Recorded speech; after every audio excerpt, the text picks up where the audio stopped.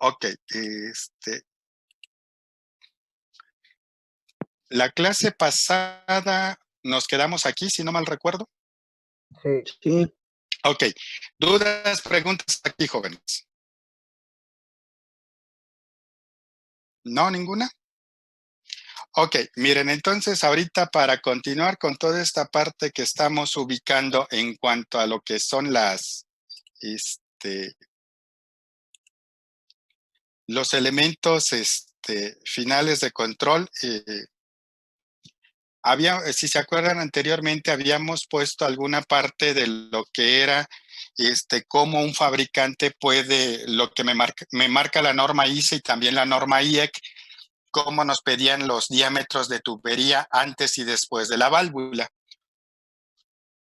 Entonces, parte de ya lo que tenemos aquí, esto viene tomado de la norma ANSI ISA 7502 del 88, que es un procedimiento de prueba para determinar la capacidad de las válvulas de control. Entonces, en esta parte que tenemos aquí, si se dan cuenta, ¿qué es lo que nos pide la norma ISA? Ahora sí, al igual que el diagrama que vimos en la clase de ayer, que de ahí les pedí la cuestión de que hicieran el DTI, estaríamos hablando que es un esquema, no es un DTI ni mucho menos.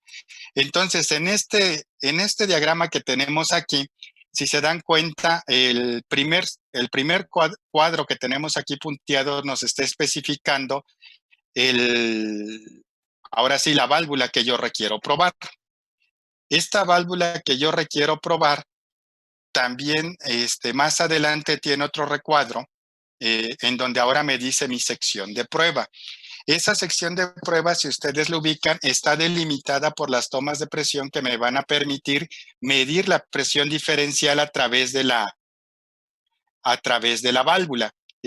Ya más adelante, ahorita vamos a ver cómo en algunas ocasiones a veces hay que agregarle aquí alguna reducción y alguna expansión meramente por cuestiones ya de instalar una válvula ya en un proceso. Entonces, de aquí yo voy a sacar la presión diferencial. ¿Qué más voy a necesitar? Voy a necesitar un medidor de flujo. ¿Sí? Ese medidor de flujo puede ser por cualquier tecnología de las que ya conocen para medición de presión. Y del otro lado vamos a tener la parte de lo que es un sensor de temperatura. Si nos ubicamos en la ecuación de lo que es el CB de la válvula, yo requiero la presión diferencial, yo requiero el flujo, pero también me pide la gravedad específica. En este caso, para la gravedad específica, nosotros aquí solamente tenemos el sensor de temperatura, para que en base a esta temperatura nosotros determinemos la densidad de líquido que está circulando por la tubería. Entonces, para eso nos va a servir este sensor de temperatura. Además, tenemos lo que son dos válvulas. Estas dos válvulas que tenemos aquí nos van a permitir mantener condiciones estables dentro de la zona en donde queremos probar a la válvula. Entonces, estas dos válvulas generalmente son manuales y son las que me permiten mantener las condiciones estables dentro de mi sistema. Miren, en el caso de lo que son las normas ISA, así como las normas IEC, cuando ustedes quieren calcular una válvula de control para hacer su selección, ellos generalmente manejan solamente dos tipos de fluidos. Así como lo tenemos aquí, manejan lo que es un fluido incompresible, que en este caso sería líquido, y un fluido compresible. ¿Cuál sería la diferencia entre esta instalación para un fluido incompresible y uno compresible? En el caso del incompresible, que es un líquido, habíamos visto que solamente con la temperatura podemos nosotros obtener lo que es la gravedad específica o densidad relativa. Si yo ya estuviera hablando de un fluido compresible que puede ser gas o vapor, yo aquí voy a necesitar, además de temperatura, la parte de lo que es medir la presión dentro de la tubería. Entonces, ya con temperatura y presión yo puedo obtener la densidad del gas o puedo obtener, si mi vapor es húmedo, saturado, seco también le llaman, o sobrecalentado. Entonces, aquí además de agregarle temperatura, le tendría que agregar presión. Y esta es una fuente que me va a estar suministrando el líquido el gas o el vapor a mi sistema de medición. Entonces, siguiendo con esta parte en cuanto a la instalación, miren, si nos regresamos aquí, vamos a suponer que ustedes sean de Emerson, estén trabajando con Emerson en las válvulas que ellos manejan de control, y ahora se requiere, por ejemplo, un laboratorio para determinar el CB de las válvulas de control. Pues prácticamente me voy a basar en un diagrama parecido a este, pero ya cómo voy a instalar el medidor de flujo, cómo voy a instalar el medidor de temperatura, eso ustedes ya lo van a ver en su... Ahora sí, si es que les tocara diseñar ese tipo de instalaciones, lo van a ver ya en función de las recomendaciones que nos dé cada, cada tipo de instrumento de los que ustedes van a estar manejando. Entonces, una vez que ya tenemos esto, en las primeras diapositivas que vimos ya en cuanto al coeficiente de flujo de válvulas, habíamos visto que me pedían esta distancia B y esta distancia C. La distancia B nos la pedían en 2 diámetros de tubería nominal y en la distancia C nos pedían 6 diámetros de tubería nominal.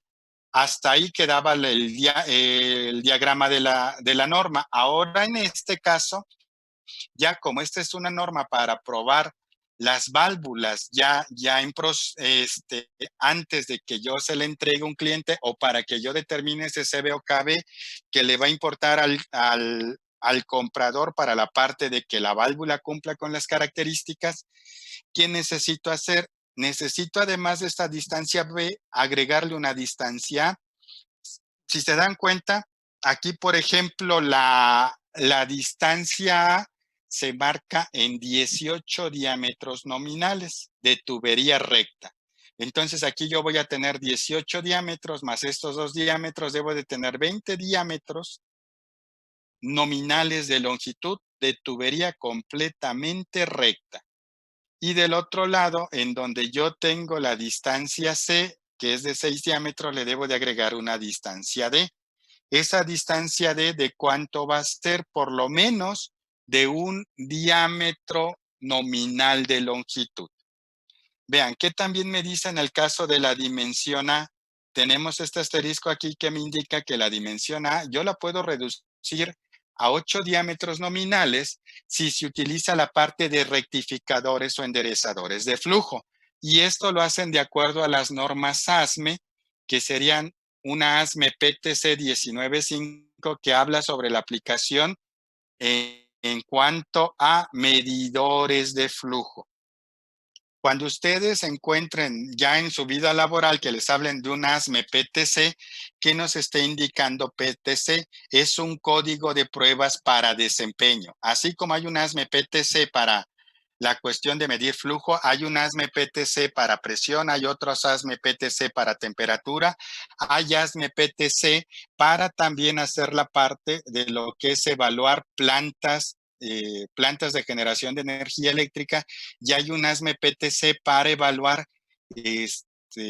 generadores de vapor o calderas. Entonces, cuando ustedes se encuentren PTC en ASME, son códigos de prueba para desempeño de equipos o instrumentos en general. Entonces, esto es como yo voy a hacer aquí en este caso mi instalación. Y para los que nos vimos el semestre pasado, si se acuerdan, habíamos comentado en cómo yo debo de hacer aquí yo sé que debo de poner mi toma de presión alta, mi toma de presión baja. Todo va en función de dirección de flujo. Si el flujo viene de izquierda a derecha, esta va a ser mi presión alta y mi presión baja. Si de pura casualidad fuera en sentido contrario, sería esta la presión alta y la presión baja. Entonces, aquí yo tengo presión alta y presión baja, la voy a conectar a un transmisor de presión diferencial, pero esa toma de presión diferencial, ¿cómo la debo de hacer? También esta norma me indica, si se acuerdan, esta figura la habíamos visto para verificar cómo teníamos que hacer nuestras tomas de presión. Así como está esta parte achurada aquí, me va a indicar que yo tengo aquí el diámetro de la tubería. Este espesor que está aquí me está indicando lo que tiene que ver con la cédula de la tubería. Cédula de la tubería va a ser un sinónimo del espesor de la pared de la tubería. Si ustedes ubican ahorita en el webinar que pasó, hablaban de que las tuberías para sistemas de aire comprimido podían ser de dos tipos de cédulas, cédula 10 y cédula 40. Generalmente, si ustedes van a ocupar acero al carbón, la cédula más empleada es cédula 40. Entonces, aquí este es el espesor de la tubería. Y ya me dice que el diámetro de la perforación que yo debo de hacer para medir la presión va a ser esta dimensión A, que me está dando un valor máximo y un valor mínimo. Si se dan cuenta, estos dos valores van a ser función del diámetro de la tubería.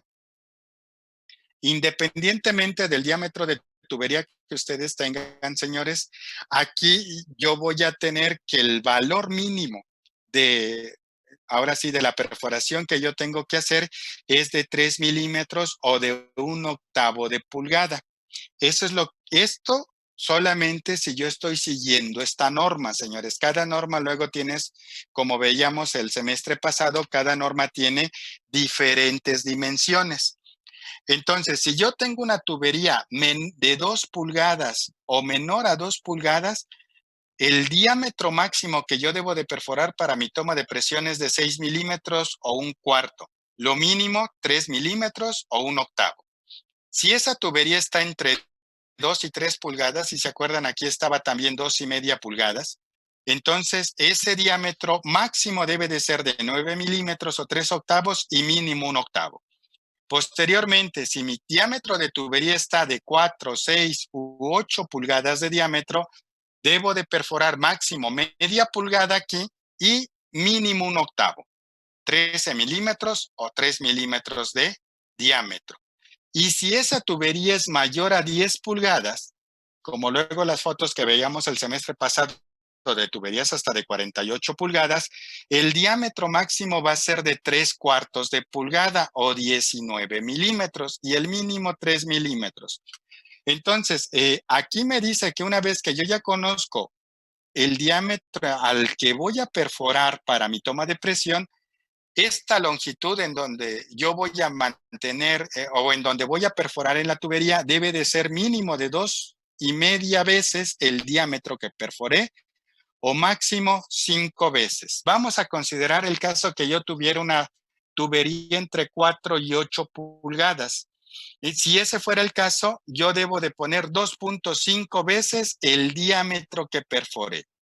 Entonces aquí yo voy a tener la mitad de media pulgada es 1/4, entonces tendría ¿cuánto?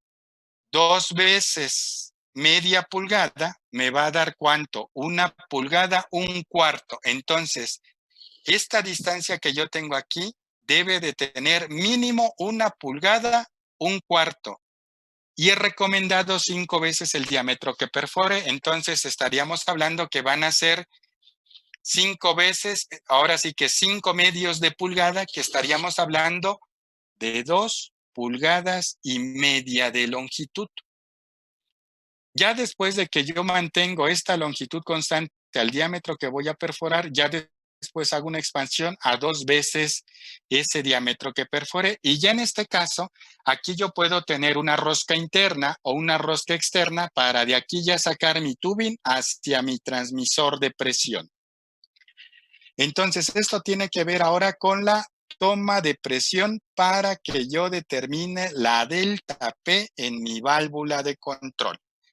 Y si ya ahora nos fuéramos con el diámetro más pequeño, que es de 1/8, 2 veces 2,5 A, estaríamos hablando que serían 2/8, 1/4, y a ese cuarto le voy a sumar un 16, que estaríamos hablando que sería esta longitud de 5/16. Y si es 5 veces, en vez de 5/16, son 10/16, que serían 5/8 de longitud.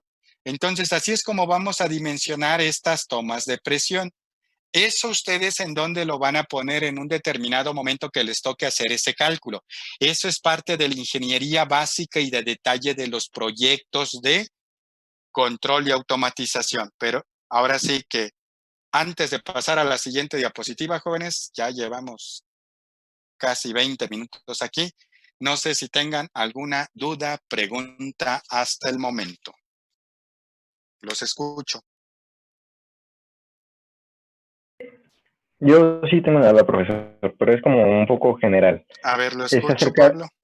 es acerca de o sea, nos comenta, por ejemplo, en esto que dice que es como la parte fundamental de la ingeniería en control de automatización y demás, ¿no?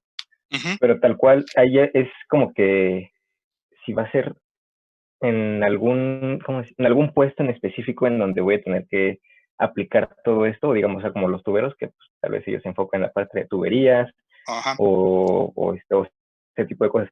Yo como, bueno, uno como ingeniero, cuando llega a una empresa, a un proceso y demás, y lo asignan a una parte de esa empresa, ¿en qué Ujú. parte sería donde voy a tener que aplicar esto o tal cual? Ok, eso, así como se lo comentaba en lo que es la ingeniería básica y de detalle de los procesos. Entonces, en esa ingeniería básica y de detalle, usted sí tiene que ser muy específico en todo lo que usted va a entregar. Ahorita ando buscando una información para, para decirles en los proyectos, este, en el proyecto prácticamente estas especificaciones, así como las estamos comentando, ingeniería básica y de detalle. Ahí es en donde va a caer. Por ejemplo, no sé si ustedes luego han visto que Ica Fluor, así de este joven que luego nos ha ido a dar las pláticas, luego piden la parte de lo que es ingenieros en control y automatización para contratar. Entonces, si se acuerdan en la plática que luego daba, partíamos desde dónde, desde la parte de lo que era diagramas de flujo, DTIs, típicos de instalación y todo lo demás. Entonces, si en alguna ocasión vamos a suponer que a lo mejor algunos de ustedes los contratan ahí, los pueden ubicar dentro de la parte de ingeniería, para desarrollar la ingeniería básica y de detalle. Entonces, prácticamente ahí es en donde ustedes tendrán que dar estas especificaciones. Y seguramente además de eso, pues más adelante van a tener toda la parte de programación, el diseño del HMI, gestión de alarmas, etcétera, etcétera. Y todo eso, Pablo, va enfocado en algo que le llaman un libro de ingeniería. Todos los proyectos, cuando son así de importantes, llamémoslo así, en cuanto a la inversión económica que se hace, hay algo que le llaman un libro de ingeniería y ese libro de ingeniería está integrado por diferentes entregables. Parten primero de un diagrama de flujo de proceso, después viene lo que es el DTI, luego viene la parte de los criterios de diseño para los instrumentos, índice de instrumentos que ya hemos estado viendo en la práctica número 2, hoja de datos, eh, localización de instrumentos, toda la parte del cableado, lista de entradas y salidas para dimensionar su PLC, diagramas de cableado, diagramas de lazo, eh, típicos de instalación y toda la parte de lo que les platicaban en el webinar de la mañana hasta llegar a su arquitectura de control. Entonces, ¿dónde le puede tocar ahí, Pablo, dentro de toda esa lista que le dije? Ni idea, a dónde lo asignen en un proyecto. ¿Sí? Entonces, Ok, ok, muchas gracias. prácticamente de todo lo que hemos estado viendo, eh, por ejemplo, hasta ahorita donde leímos la parte de las entradas y salidas para dimensionar el PLC, hasta esa parte también hemos abarcado. Prácticamente de ese libro de ingeniería hemos abarcado con todo lo que hemos visto entre quinto y sexto semestre, como un 70% de lo que contiene un libro de ingeniería. Profe, ¿Lo escucho, Soria? yo tengo una duda. Bueno, lo del libro de ingeniería, eh, ¿es Mm, por cada proyecto, por se cada hace un libro, por proyecto. así decirlo, o por Ujú, planta en general? por cada proyecto. Por Mm, ejemplo, vamos a suponer ahorita de esta administración federal, la refinería va a tener su libro de ingeniería. ¿Sí? Y ese libro de ingeniería, por ejemplo, ahorita que están partiendo de todo lo que es la obra civil, esa parte de la obra civil tiene también su libro de ingeniería. ¿Sí? Que ese libro de ingeniería, Soria, ahí que van memorias de cálculo, memorias técnico-descriptivas, pruebas si es que se le hizo al sistema, ¿no? Otras pruebas que también hay que ver aquí más adelante, seguramente más adelante se las van a comentar, las pruebas que les llaman FAS y SAT, que no tienen que ver SAT nada con lo que son impuestos, ¿eh? Para las pruebas SAT se refiere a la que son pruebas en sitio, pruebas de aceptación en sitio. SAT son las siglas en inglés. Y pruebas FAT, son pruebas de aceptación en fábrica.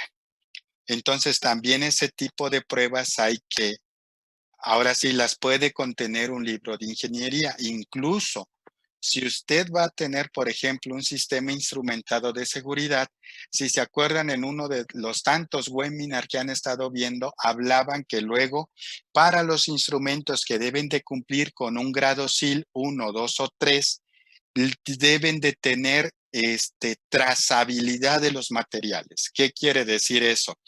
Que yo debo de saber de qué material y de en dónde fue construido el material, por ejemplo, del diafragma de un transmisor de presión SIL 1, SIL 2 o SIL 3. Entonces, eso me va a llevar a, mira, salió la fundición de este acero inoxidable, se hizo en tal país, salió en tal lote. Estos fueron sus resultados en cuanto a las pruebas para cumplir con tal especificación de una norma. ¿Sí? Entonces, todo eso es lo que ustedes deben de llevar en ese libro de ingeniería. Profe, Cuando ya, perdón. y Entonces, cuando, sí lo escucho. por ejemplo, es una obra en general, ¿no? Como usted lo dijo, la refinería, y ¿Mm? este, es un libro por, no sé, lo que es la ingeniería eléctrica y otro por lo que es No, la estructura, o todo va dentro de un no, mismo no, libro. no, no, es un libro por áreas de especialidad. ¿Sí? Ok, ajá, Sí, esa era la ahora pregunta, sí, si era un libro por por área área de o si es especialidad. en general. Yo por eso, ahora sí, todo lo que yo aquí les comenté de lo que debe de contener un libro de ingeniería para el lado de control y automatización son todos estos elementos. Así como va a haber un libro de ingeniería ahora sí, un libro de ingeniería para la parte de control, hay uno para la parte mecánica y otro para la parte eléctrica. ¿Sí? Ok. ¿Alguna otra duda o pregunta, Profe, jóvenes? y por ejemplo, siempre que... No, ahora sí que no, Baruch, no los hay. Ahora sí, ¿por qué no hay esos libros? Ahorita, permítame tantito, Oscar, ¿por qué no los hay? Porque luego a veces son diseños tan específicos que solamente que es ingeniería que desarrollan para un determinado proceso. Y en muchos de esos libros de ingeniería hay mucho del know-how de una empresa. Entonces no puedo yo liberar esa parte. Incluso estamos trabajando precisamente con Job, el que les da la plática de ICA-Fluor, en know-how es ahora sí, haga de cuenta, si yo lo quiero traducir así tal cual es saber cómo. Now de conocimiento y how cómo hacerlo. Imagínense que ese know-how sería como la receta secreta de la Coca-Cola o de la Pepsi-Cola. Así tienen, así como lo puso Pablo, el know-how. Ahora sí que eso es lo que cuesta. Entonces, se me fue la idea de ver lo que me estaban preguntando aquí en el chat. No sé si alguien me recuerda en qué les Yo estaba iba a comentando. preguntar, Sí, mire, ya me acordé. Con este hub estamos haciendo toda la parte de cómo se integra un libro de ingeniería. Y ese libro de ingeniería, una vez integrado con un proceso, llamémosle así, un proceso ficticio que físicamente no va a estar, pero es un proceso diseñado que puede resolver un problema. Entonces ahí se va a plantear el proceso y se van a integrar todos los elementos, también va con lo que pregunta Baruch, se van a integrar todos los elementos que contemplan un libro de ingeniería para que ese ya se tome como referencia y se vaya integrando ese libro de ingeniería para cuando ustedes están en elementos primarios, en elementos de transmisión y control, en instrumentos analíticos. Si es que toman la optativa también de procesos industriales 1 y 2, también ahí hay mucha información que se integra hacia ese libro de ingeniería. Incluso también en ese ejercicio que estamos haciendo para que ya sus compañeros también lo utilicen, se van a integrar lo que son las materias de preparación y transporte de materiales y operaciones de separación. Entonces aquí la idea es que todo esto, pues prácticamente ustedes puedan llevar más armas para que se desenvuelvan de una mejor forma ya en el desarrollo de su vida profesional. ¿Sí? Ahora sí, Oscar, ¿iba a comentar algo? Sí, iba a hacer una pregunta. Por ejemplo, lo ve que usted mencionó lo del libro de ingeniería. Ujú. Mi pregunta es, siempre que se va a realizar un nuevo proyecto, independientemente en donde sea, como habían mencionado en el de la refinería o en algún Ujú. otro, siempre se tiene que crear un libro así. Sí, ahora sí, ese es el nombre, pero no crean que me van a dar un empastado como este libro, ¿no? Sino, se refiere a que me van a dar, ahora sí, ese libro de ingeniería prácticamente ahí está toda la información del proyecto. Les había comentado que eso es para la parte, por ejemplo, de proyectos que tienen una inversión muy grande, ¿no? Pero vamos a suponer que en el caso de que ustedes hagan un proyecto más pequeño, en algunas ocasiones no les van a pedir un libro de ingeniería, sino simplemente con una memoria de cálculo y una memoria técnico-descriptiva, con eso es suficiente. ¿Sí? Y ya el contenido de esos libros de ingeniería también va cambiando en función del área, ¿no? Por ejemplo, alguien preguntaba si hay también por áreas de ingeniería, si nos fuéramos para el área eléctrica, pues seguramente un apartado que debe de tener ese libro de ingeniería van a ser los diagramas unifilares. Seguramente en otro punto o en alguna parte debe de haber un cálculo de protecciones y todo lo demás, ¿no? Entonces ya va a ser dependiendo a las áreas o etapas en los proyectos que ustedes se vayan a integrar más adelante. ¿Sí? Ok. ¿Alguna otra pregunta o comentario, jóvenes, de lo que llevamos hasta aquí?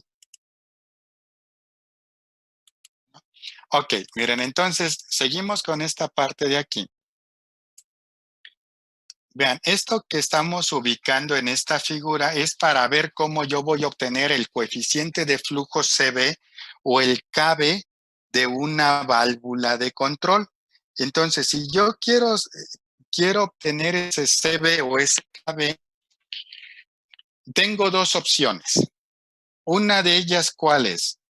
Así como lo estamos viendo en esta primer figura, es que el diámetro que tiene mi válvula sea igual al diámetro de la tubería. Entonces, si yo tengo este caso aquí, así como lo estamos viendo, ¿qué es lo que vamos a tener aquí? Estos 2 diámetros y 6 diámetros para determinar de forma experimental el CB de una válvula, yo voy a dejar 2 diámetros de donde inicia el cuerpo de la válvula. ¿Se acuerdan como cuando vimos lo de las bridas en donde se unían allá al centro de donde se unen las bridas? Hacia atrás voy a dejar 2 diámetros para hacer mi toma de presión. Y de donde termina la brida de la válvula y en donde inicia la brida de la tubería, voy a dejar mis 6 diámetros para poner mi toma de presión y calcular aquí o medir en este punto mi presión diferencial. Otro punto que ustedes muy frecuentes se van a encontrar en las aplicaciones de las válvulas es que vamos a suponer, yo calculé el coeficiente de flujo de mi válvula y en ese caso, ahora si yo una vez que selecciono la válvula, me encuentro que el diámetro de la válvula es menor que el diámetro de la tubería que yo estoy utilizando. En ese caso, debo también de verificar que hacer la parte de las reducciones o expansiones no vayan a alterar ciertas características del proceso.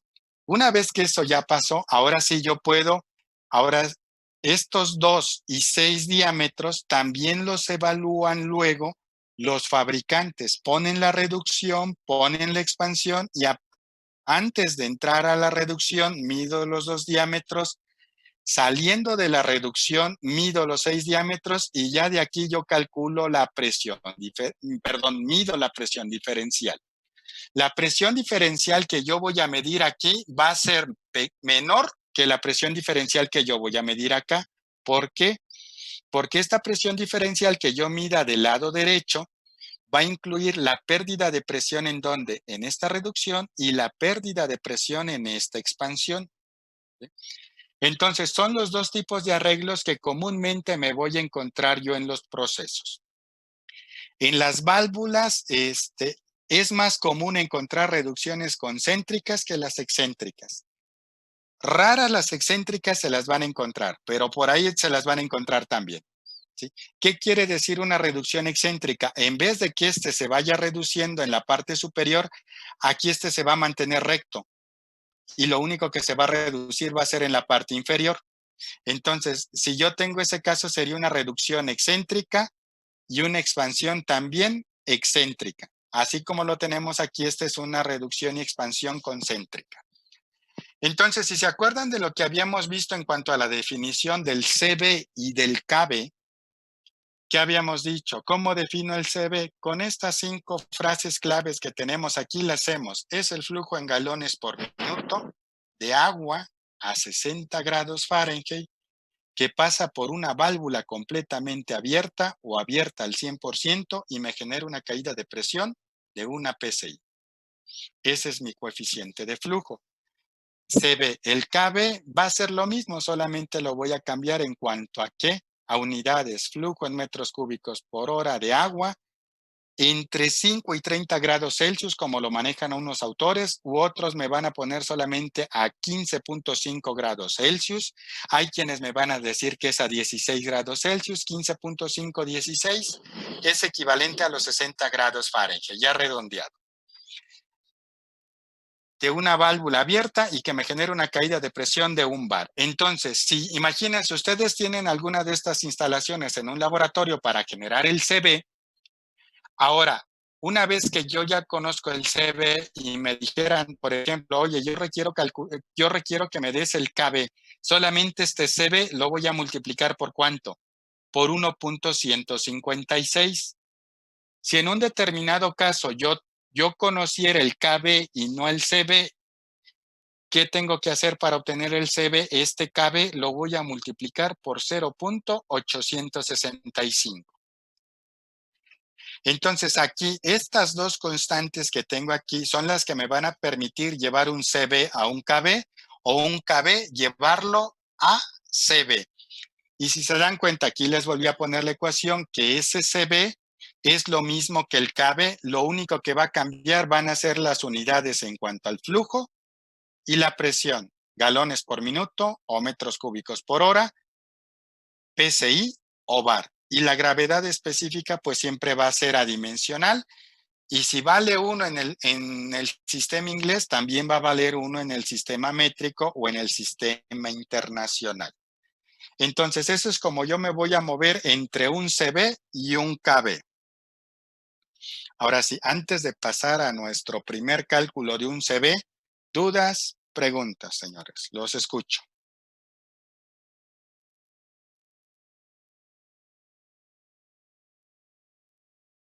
¿Ninguna? Ok. Entonces, miren, aquí vamos a hacer lo que es el cálculo del coeficiente de flujo de una válvula de control. Ahora sí, que aquí de este diagrama que tenemos aquí, jóvenes, ¿qué es lo que yo tengo? Una bomba centrífuga. Esa bomba centrífuga toma el agua. Ahorita no me interesa de dónde viene el agua. Voy a tener una presión en la entrada de esta válvula. Esta válvula va a ser una válvula de control de presión. ¿Qué quiere decir? Que aquí si yo lo tuviera en un DTI, esta va a ser una PV. Y después de la válvula yo voy a tener otra presión. El flujo va en esta dirección. Entonces, esta como es una válvula de control de presión, ¿cuál va a ser su función? Garantizar que la presión después de la válvula siempre se mantenga constante. ¿Por qué? Porque esta presión constante que yo voy a tener aquí es la que me va a demandar la siguiente etapa de proceso. Entonces, independientemente de la presión que yo tenga de entrada, aquí siempre voy a tener la misma presión. vamos a suponer el caso que a mí me interesara que en este caso siempre yo tuviera, por ejemplo, 10 bar de presión. Para que yo siempre aquí tenga 10 bar de presión, mi entrada debe de ser mayor a 10 bar. Por ejemplo, la mínima presión de entrada pudiera ser 15 bar y la presión máxima de entrada, no sé, 20 bar. Entonces, entre 20 o 15 bar que entren aquí, siempre me va a dar la válvula en la salida 10 bar. Les había dicho que una válvula, las más sencillas de calcular, son las válvulas de control de presión, porque yo siempre voy a saber a qué presión voy a requerir después de la válvula. ¿Sí? Y esta presión de entrada, ¿de dónde la puedo conocer? La puedo conocer de un diagrama de flujo, de los mismos instrumentos que hay en mi proceso o en un determinado momento de características de la bomba. Entonces, este es el diagrama que tenemos aquí. Este es nuestro enunciado que nos dice que se muestra el diagrama de una etapa de proceso en el que yo tengo una bomba centrífuga, una válvula de control de presión, la cual debe de mantener una presión constante corriente abajo. Esta presión que yo tengo aquí. Si se acuerdan, aquí tenemos la válvula, el flujo viene en esta dirección, entonces esto es corriente abajo, corriente arriba. O como luego le dicen coloquialmente, aguas abajo y aguas arriba. Entonces siempre debo de mantener en este punto 80 PSI o 5.4 bars y voy a considerar que voy a tener una pérdida de presión despreciable cuando pase por la válvula. Por lo tanto, lo que yo mida aquí, lo que yo mida acá, eso es. ¿Sí? Entonces, ¿qué me pide ese problema? Calcular el CB para los datos que se muestran en la tabla que tenemos aquí. Si se dan cuenta en esta tabla que estamos observando, tenemos lo que es el flujo en galones por minuto y la presión en ¿en qué unidades? En PSIG. Este es uno de los problemas sencillitos con los que vamos a iniciar, en donde prácticamente me están dando las unidades tal cual como yo las voy a utilizar para obtener el valor del CB. ¿Sí? Entonces, si se dan cuenta, por ejemplo, aquí, ¿cuándo tendría yo 0 galones por minuto? Si esta válvula se cierra completamente. Entonces, si esta válvula se cierra completamente, de este lado mi flujo vale 0, ¿sí? Pero mi presión en 1 va a ser la más alta, si se dan cuenta. Si esta válvula, después de que estuvo bien cerrada, ahora la empiezo a abrir en determinados porcentajes, le doy una abertura en donde yo ya tengo un flujo de 50 galones. Entonces, al momento de que esta válvula se abre, mi presión en 1 se reduce. En este caso, aquí me están indicando a 170. Cuando otra vez yo vuelvo a abrir la válvula, mi flujo se incrementa porque ya va a poder circular más fluido por la tubería. Pero ahora la presión sigue reduciéndose. Le doy otra abertura a la válvula, se incrementa el flujo a 125 y mi presión se reduce. Ahora sí, el flujo aumenta a 125 y la presión se reduce a 135. Hasta que ustedes abren completamente la válvula, ahora yo voy a tener el flujo máximo y mi presión en 1 va a ser la mínima. Ahora, en base a todo esto, jóvenes, esto que tenemos aquí, ¿qué me representan los datos de la tabla? Los escucho.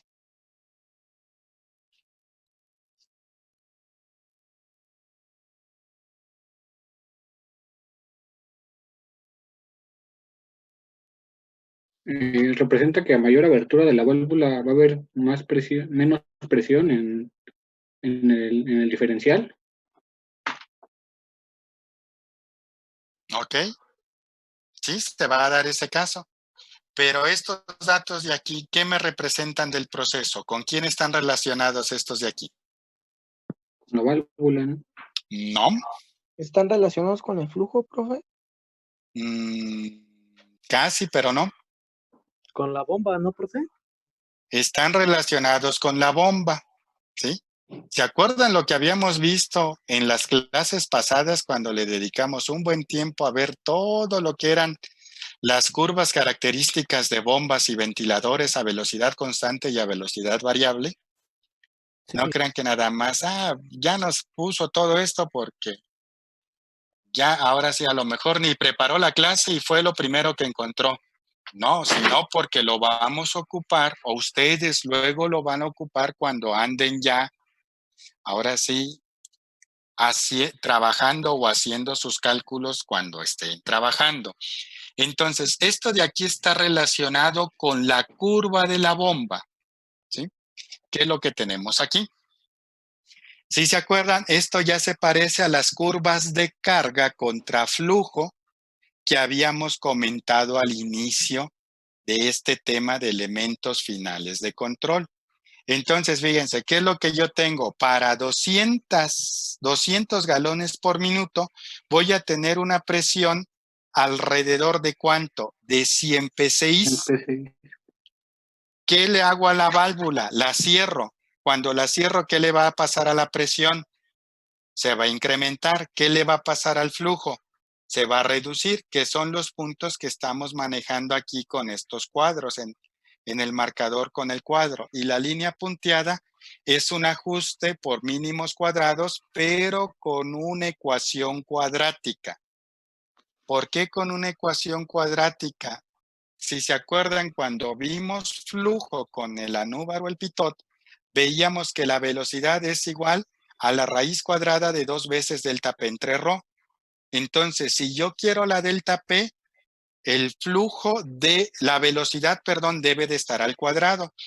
Entonces, por eso, cuando ustedes hagan o quieran hacer un ajuste a datos experimentales, siempre deben de generar aquí una ecuación de tendencia, que ya está no la de Excel, pero debe de ser una ecuación cuadrática. Pueden poner ustedes aquí a lo mejor una ecuación lineal o una ecuación cúbica o de cuarto orden, de quinto orden, sexto orden, pero no les va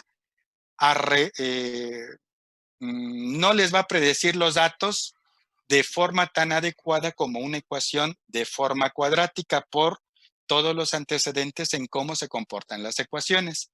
Entonces aquí los puntos, los marcadores me están indicando los datos experimentales que tenemos aquí y la línea punteada ya es una línea de tendencia. Entonces, si se dan cuenta, esta es mi curva de carga de la bomba. Estas son mis condiciones de operación. Ahora sí, miren, vamos a hacer lo siguiente. Les doy unos 3 minutos en lo que toman estos datos y en su libreta ahorita tracen esta curva también. Y ahorita les voy a decir algo que le van a hacer a esa curva. Ok, ahora sí, Profe, 5. ¿y la bomba no se daña cuando se cierra la válvula por completo? Ok, ese es solamente para obtener las curvas características, Alberto. Esa es una condición que yo nunca voy a tener en proceso, ¿sí? Siempre Sí. voy a estar, es más, en un proceso bien diseñado, yo voy a andar operando por esta zona. Si ya me dijeran, mira, estrangula aquí el flujo, ya no quiero 50 litros, 50 galones por minuto, quiero 10 galones por minuto. Pues entonces ya fue un mal diseño, ¿sí? Porque ahora sí, no, ¿de qué me va a servir tener una bomba que, fíjense, me da 200 galones por minuto y ahora yo aquí solamente quiero tener 10 galones por minuto? Voy a tener nada más el 5% del flujo que me da la bomba. Fue un mal diseño del proceso. Generalmente le digo, siempre va a andar operando en esta zona. ¿Sí? Ok, entonces por ahí un par de minutos más para que terminen de, de tomar los datos aquí.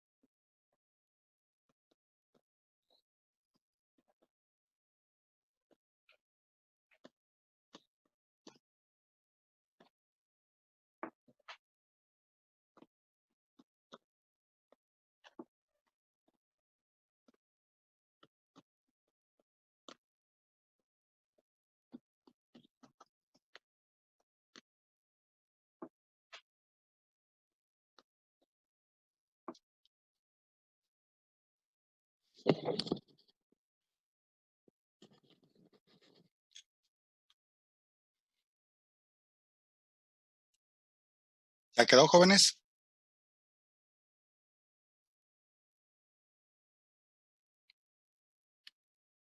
¿Listo? Un momento, profe.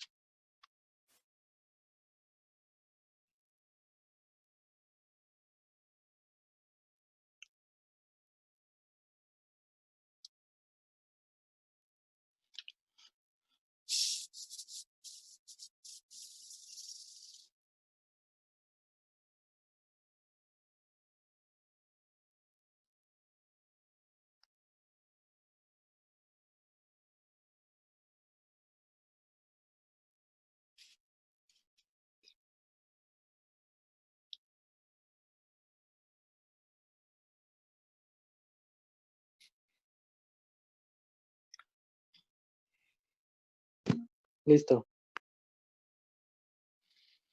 Ok, fíjense, entonces ahora en la curva que ya ustedes trazaron, que es algo parecida a esta, vamos a hacer lo siguiente. Ubican estas 80 PSI y tracen una recta aquí. Así trazan su recta.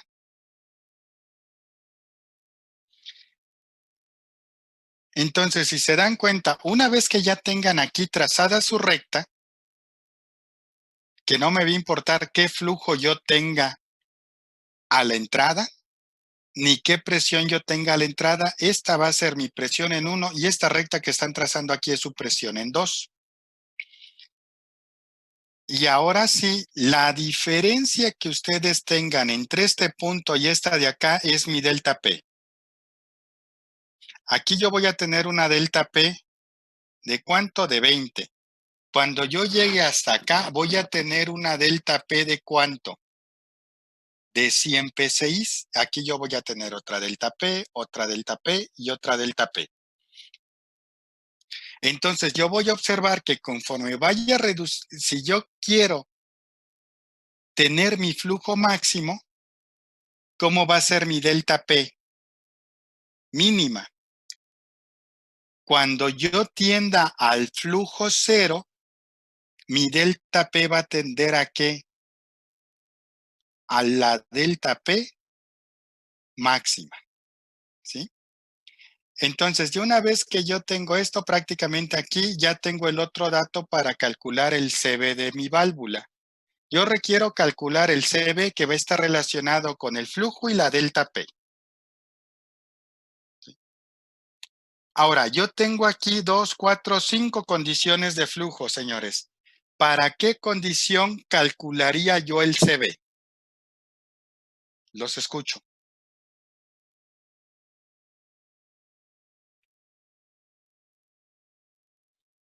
¿Para cuál de esas? Sí, Baruch.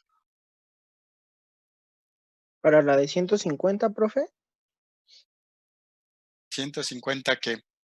o sea, PS y G, o sea, sería como que la promedio, en un término medio, pues. Ok, ¿alguna otra idea? Baruch iba a hablar. Ya. Ay, no, ya me arrepentí. A ver, ¿qué iba a decir? Acuérdese que Dios no quiere de los arrepentidos. Es para Ok, el ok. máximo flujo, ¿no? Ajá. Al máximo flujo. Ok, entonces dice su compañero, ¿a qué condiciones voy a calcular mi válvula de control de presión, mi PV? El CB máximo, ¿cuándo lo voy a tener? Cuando mi válvula esté completamente abierta. Fíjense ustedes de lo que tenemos aquí.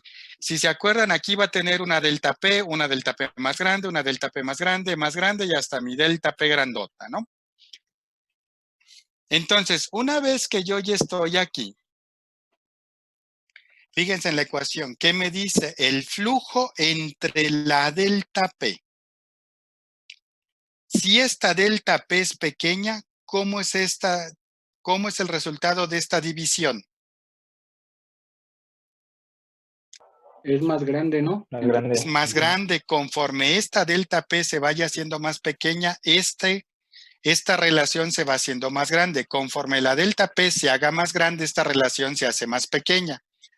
Cuando esta delta P se hace pequeña, como la línea que ustedes trazaron, ¿qué le pasa al flujo? Se hace la unidad. No, el flujo. Si esta ¿Aumenta? delta P se hace pequeña, ¿qué le pasa al flujo? ¿Aumenta? Se tiene el máximo flujo. Entonces, si yo aquí tengo el valor máximo y lo multiplico por el flujo máximo, ¿qué me va a dar como resultado?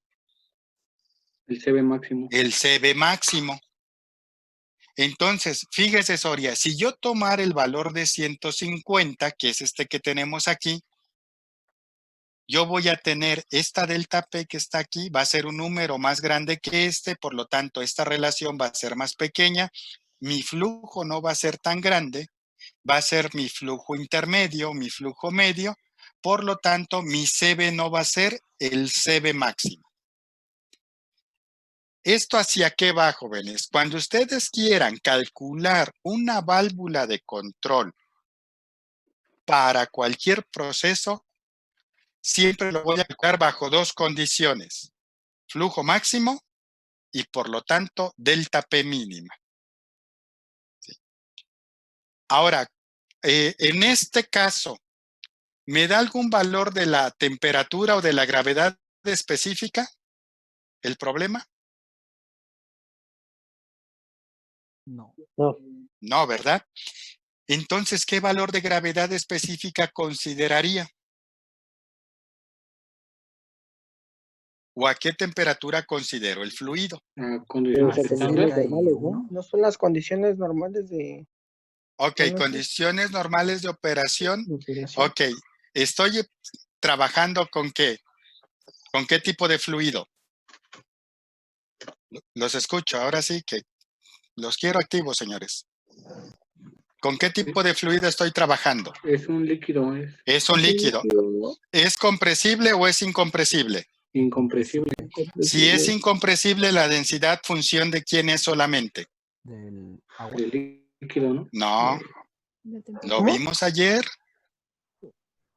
¿Puede repetir la pregunta, profe? Por favor. Ahora sí, si es un líquido, la densidad función de quién es.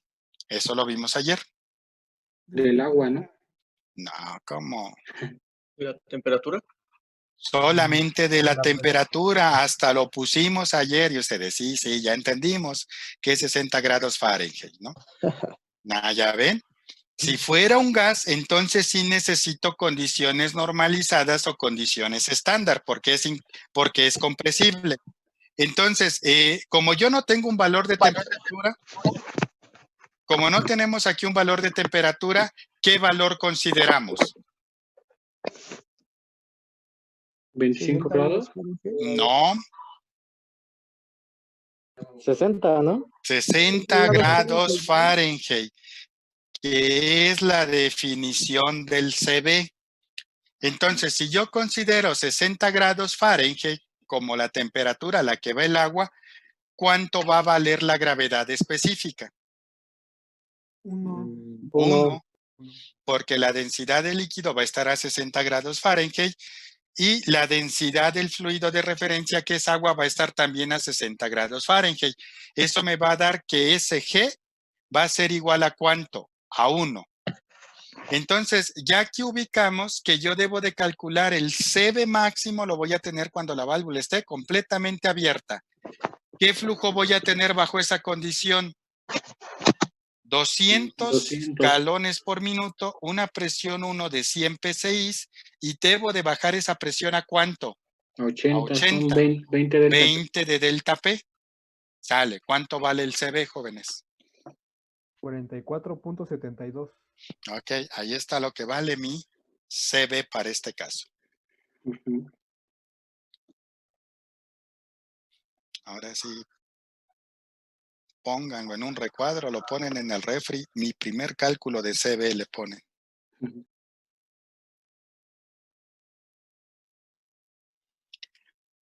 Ok, dudas, preguntas hasta aquí. Profe, ¿Lo escucho, Soria? entonces si no nos dan una temperatura, ¿nosotros lo tenemos que trabajar a condiciones normales? Sí, lo pueden ustedes considerar a 60 grados Fahrenheit, Ok, por definición de CB. Por ejemplo, vale. vamos a suponer que esto fuera parte de un proyecto y le piden la memoria de cálculo, pero no me están dando la temperatura. Entonces, dentro de la memoria de cálculo, cuando yo vaya a determinar el CB de la válvula, voy a poner mis consideraciones. Ahí ya le pondría que debido a la falta de la temperatura de operación por parte a la que se encuentra el proceso, para el cálculo del coeficiente de flujo, se está considerando una temperatura de 60 grados Fahrenheit, lo que da que la gravedad específica es igual a 1. Y ya si usted quisiera hacer un poco más, referenciar eso, yo pudiera poner que esto lo estoy tomando de acuerdo a la definición del CB de una válvula, que es de acuerdo a la norma fulana de tal año. Ahora sí que todo lo que ustedes ya vayan a hacer en su vida profesional, todo debe de estar, ahora sí que fundamentado, no se vale sacar datos por debajo de las piedras. Sí, Ok, profe. ¿alguna otra duda o pregunta, jóvenes? Profesor, Lo ¿el escucho, valor Brandon. es adimensional? No, Hay, fíjese, el ajá, CB tiene una característica especial. ¿Qué unidades tiene el flujo? galones por minuto. Entonces serían GPM sobre qué? Sobre PCI, ¿no? Ajá, pero a la PSI, ¿qué le voy a poner? La raíz cuadrada. Raíz cuadrada. Ok. ¿Sí? Entonces son ahora sí, hay 2 o 3 ecuaciones de ingeniería que dan así números con dimensiones algo raras. Una de ellas es el CB, que el siguiente problema que vamos a poner ahorita va a ser cómo interpreto el CB de una válvula. ¿Sí? Ok, va, ya entiendo. ¿Sí? Ok, entonces, y si ustedes se van a dar cuenta, ningún fabricante de válvula le pone unidades. Pero sí tiene unidades, que serían galones por minuto sobre raíz cuadrada de PSI, metros cúbicos por hora sobre raíz cuadrada de bar, pies cúbicos por hora sobre raíz cuadrada de PSI. Ok, ¿alguna otra duda o pregunta hasta aquí, jóvenes? Profe, es el único requisito que pide un fabricante, bueno, me refiero a su abertura de la válvula, el CB, y si no tiene algún rango como aumentarle, como por ejemplo multiplicarlo por 1.25 para que tenga un rango más aprovechable. No, Alberto. Ahora de cuenta, vamos a suponer el caso. Ya tengo yo aquí mi CB de 44.72. Voy a ir a buscar en las tablas de un fabricante de válvulas y voy a ubicar un CB de 44.72. A lo mejor va a ser difícil que le atine ese valor. A lo mejor encuentro uno de 40, pero ese no lo debo de seleccionar porque el de 40 no me va a dar la condición de flujo que yo requiero. Entonces, ¿qué es lo que voy a hacer? Me voy a ir al próximo superior comercial. Entonces, si yo tengo 44.72, vamos a suponer que el siguiente fuera 45. Puedo tomar el de 45, no hay ningún problema. O a lo mejor no hay de 45, hay de 48 o hay de 50. Me voy al de 50, selecciono la de 48 o selecciono la de 45, según la que tenga el fabricante de válvulas con el que a lo mejor la empresa en donde estoy trabaja, o si me dan ahora sí la libertad de escoger el proveedor, pues ya me tocará escoger el proveedor, tal vez que más se acerque este valor máximo que yo tengo aquí. Ok. Entonces, ¿qué es lo que va a pasar? Cuando yo ponga esa válvula, si tiene un CB de 50, ¿sí? No me va a dar esta condición, ¿no? Ajá. No me va a dar me va a dar más de 200 galones. Entonces, ¿qué le voy a hacer a la válvula? La voy a cerrar un poco, ¿sí? Para que me dé la condición que yo requiero. Entonces, ahí ya vamos a ver una característica que tienen las válvulas de control. Nunca van a estar completamente abiertas. Se ajustan. ¿Sí? Van a estar más o menos entre un cierre para que me den las condiciones ahora sí normales de operación de proceso, me van a estar dando alrededor como de un 90% de abertura, un 95% de abertura. ¿Sí? ¿Por qué? ¿Por qué, Alberto? Porque yo siempre la selecciono con un CB mayor al que obtuve de cálculo. Al próximo, superior, comercial. Así como no voy a tener una válvula de control que esté prácticamente cerrada, pues ahora sí, ¿para qué tengo la válvula? Mejor selecciono una bomba con una menor capacidad. Así como, por ejemplo, si voy a tener una válvula de control siempre abierta, pues ¿para qué compro una válvula de control que me salió muy cara? Hubiera comprado una válvula manual y siempre la dejo abierta. Es como, por ejemplo, vamos a suponer que alguien dijera, mira, ya el profe Tolentino nos habló que hay variadores de frecuencia. Le voy a poner un variador de frecuencia a la bomba que sube el agua de la cisterna al tinaco. Y ya cuando lo ponen, pero siempre lo voy a operar a 60 Hz. Pues de nada va a servir el variador. ¿Sí? Porque siempre va a estar operando ¿a cuánto? 60 Hz. Dale. ¿Dudas, preguntas hasta aquí, jóvenes? ¿No? Ok, entonces, a ver.